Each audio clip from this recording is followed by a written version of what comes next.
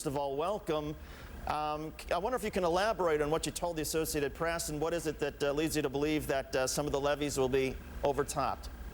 Well, let me just go back and correct number one, what we told the Associated Press, and that's that we thought that the storm, certainly with the storm surge, has the potential for that to happen. So I don't know that that we would forecast that, but we want to be prepared for it.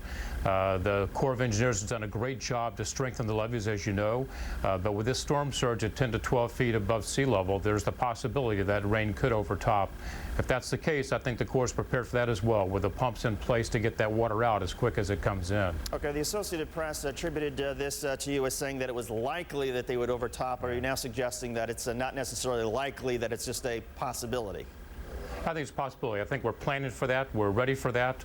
And so we're, like you, watching intently as the storm comes across land, and we're going to see just what Gustav brings to the lower coast of Mississippi and Alabama and Louisiana. Admiral, what are the areas of greatest concern to you? I mean, which specific levees near New Orleans are you greatest concerned about? Well, I think by the direction of the storm, of course, the West Bank is one area. Looking over across the other side is St. Bernard's. I think both of those are low areas. That's the area where the levees are still being constructed. And so I think we're watching those intently. We've got a good sense for cameras and people and sensors on the levees, and we'll be watching that in the next couple hours and hopefully see that we'll stay safe in the lower area of New Orleans. Are you taking any satisfaction or relief, given that the direction of the storm does appear now to be about, at least the eye appears to be 40 to 45 miles west of New Orleans?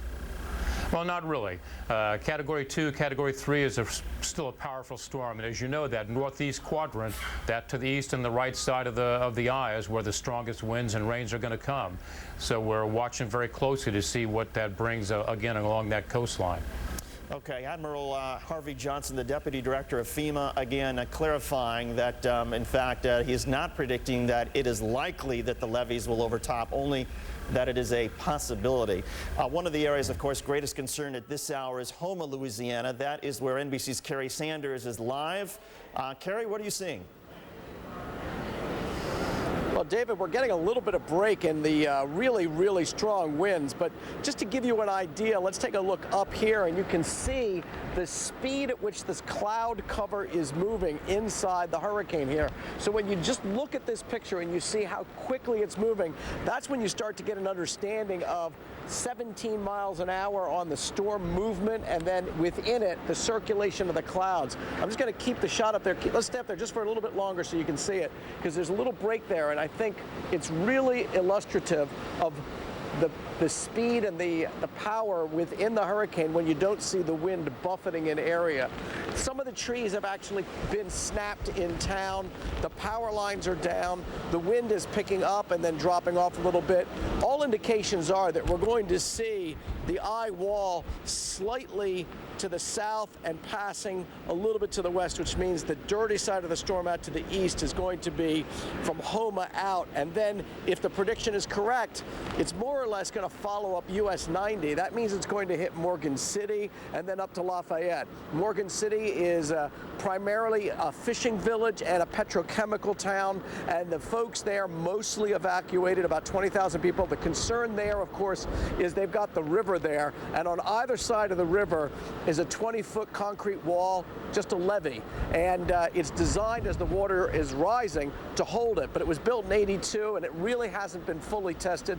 They had about 7 feet of water on at one time, but if it really goes up, if there's a continual flow of water from the storm surge that goes up, there's some concern about whether the wall will actually hold. Then a little bit further up, when you go from Morgan City on your way up to Lafayette, all in that area, very sparsely populated, mostly sugarcane, a record sugarcane crop that likely will be threatened.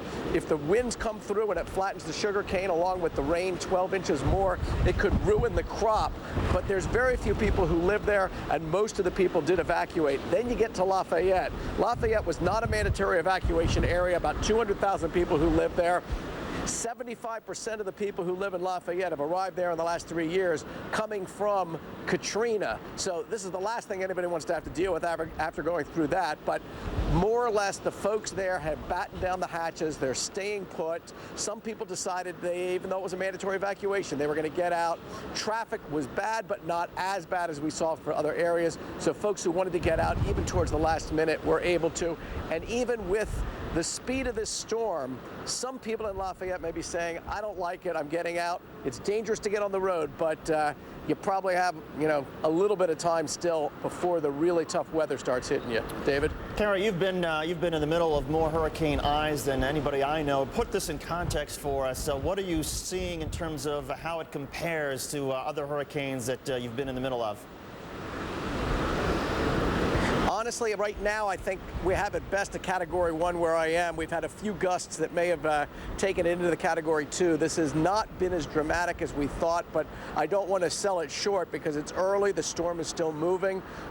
And, there can be, as we know, those really strong winds, especially when we get close to the eye wall. So if we're right now on the western side, those winds are only 35 miles out that are really strong, so we may be just shy of really getting that Category 2 force winds here. Folks who have homes here can feel relaxed, at least for the moment.